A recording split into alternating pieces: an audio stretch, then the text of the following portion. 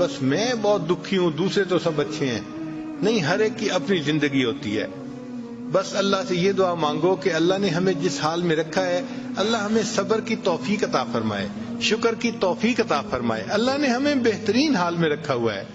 سچی بات تو یہ ہے کہ ہم نے تو دنیا کے اندر آ کے غم کو دیکھا ہی نہیں ہے. سچی بات کروں نا تو ہم نے تو غم کو دیکھا ہی نہیں ہے. یہ چھوٹی موٹی چیزیں یہ کیا ہوتی ہیں، اس کو غم تھوڑا کہتے ہیں.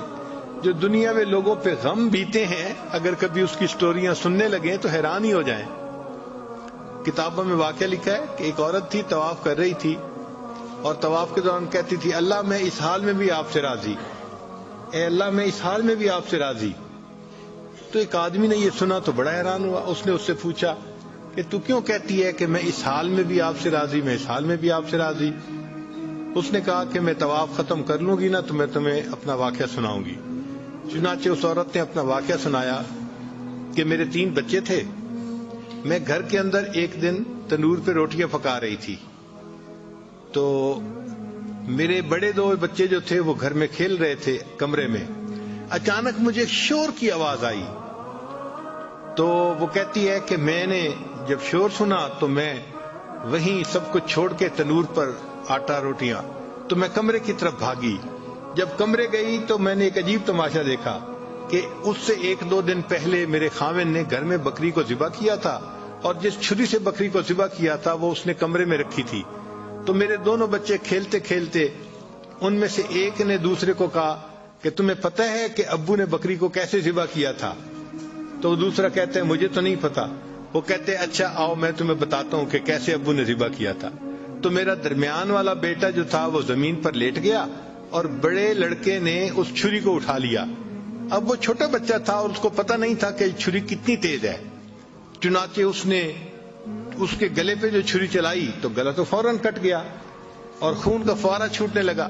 اب جب خون نکلا تو شور ہوا اور میں بھاگی ہوئی آئی تو میں نے دیکھا کہ میرا بچہ خون میں لت پت پڑا تھا اور اس کی جان نکل چکی تھی. اب میں نے سوچا کہ میرا بڑا بیٹا کہاں ہے جس نے یہ حرکت کی تھی؟ وہ ڈر کے بھاگ گیا تھا اور کہیں چھپ گیا تھا. کہنے لگی میں نے اسے دوسرے کمروں میں دیکھا تو کہیں نظر نہیں آیا. جب صحن میں آئی تو وہاں میں نے تنور کے لیے کچھ لکڑیاں رکھی ہوئی تھیں، ان لکڑیوں کے پیچھے وہ جا کے چھپا تھا.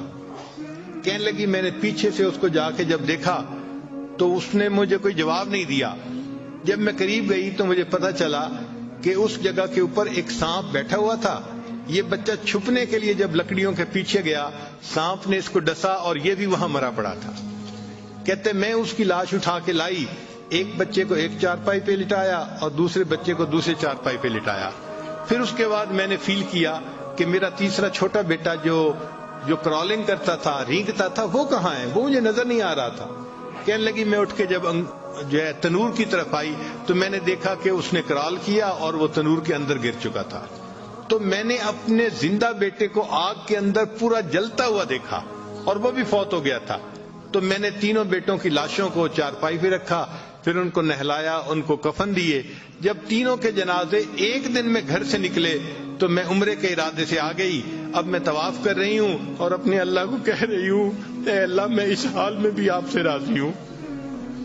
آپ ذرا غور کیجئے نا اس ماں کے دل پہ کیا بیتی ہوگی کہ ایک دن میں جس کے 3 بیٹوں کا جنازہ گھر سے نکلے اور پھر وہ طواف کرتے ہوئے کہہ رہی ہے اے اللہ میں اس حال میں بھی آپ سے راضی ہوں.